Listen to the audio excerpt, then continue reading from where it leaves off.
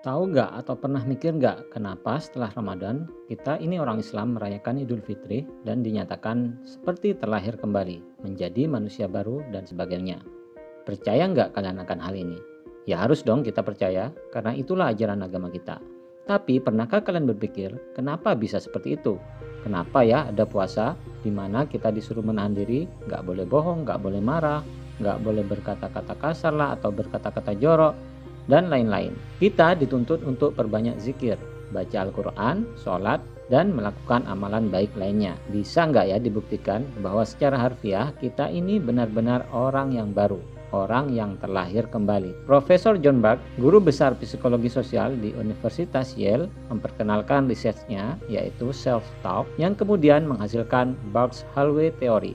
Riset Berg ini menguji efek kekuatan kata-kata terhadap tubuh.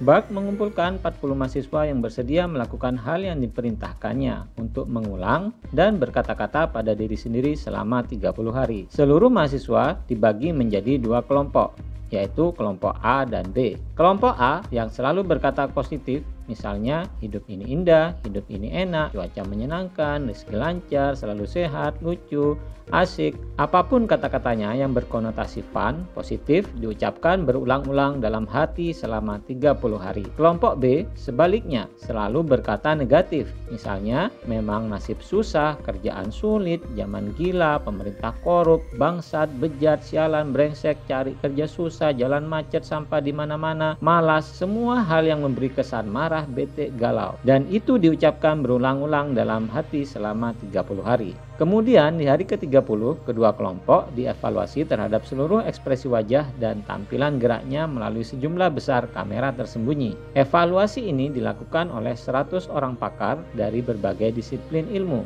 di mana ke-100 orang pakar ini mengamati gerak-gerik 40 mahasiswa secara diam-diam selama para mahasiswa berjalan di lorong kampus. Kemudian 100 orang pengamat ini diminta untuk mengelompokkan manakah mahasiswa kelompok A dan mana yang kelompok B, berdasarkan gerak-gerik mahasiswa dan bagaimana perasaan mereka terhadap mahasiswa tersebut. Hasilnya, 90% pengamat mampu mengelompokkan dengan benar mahasiswa kelompok A dan B.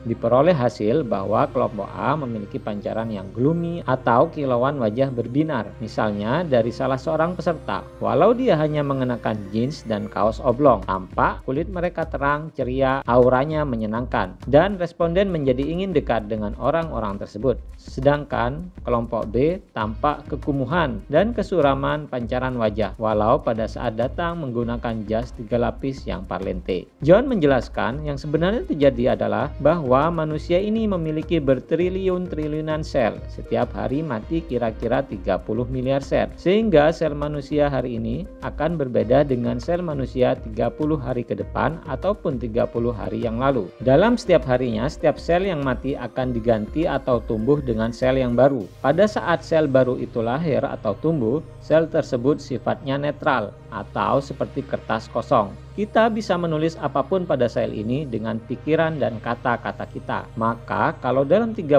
hari kita mengatakan hal-hal yang negatif berulang-ulang setiap harinya tanpa jeda, itu artinya kita menuliskan pada sel kita database yang jelek, sehingga orang tersebut akan cenderung tidak menyenangkan, butek, surem, pokoknya nggak enak dilihat dah. Di sisi lain, kalau setiap harinya kita menuliskan database yang positif selama 30 hari, seperti halnya berpuasa di bulan Ramadan, maka hasilnya ya positif, wajahnya berbinar, menyenangkan, pokoknya enak dah dilihat, sehingga kita merasa nyaman dengan orang tersebut. Demikian John menjelaskan versi simpelnya. Masya Allah, ternyata perintah Allah untuk berpuasa dan menahan diri tidak hanya dari lapar, tapi juga menahan diri dari berkata-kata atau berpikiran kotor, dan juga memperbanyak amalan ibadah seperti memperbanyak baca Al-Quran, berzikir, dan amal ibadah baik lainnya memiliki manfaat yang sangat baik bagi kita, sehingga bila kita kerjakan dengan sempurna akan menjadikan kita manusia yang seperti terlahir kembali di 30 hari ke depan.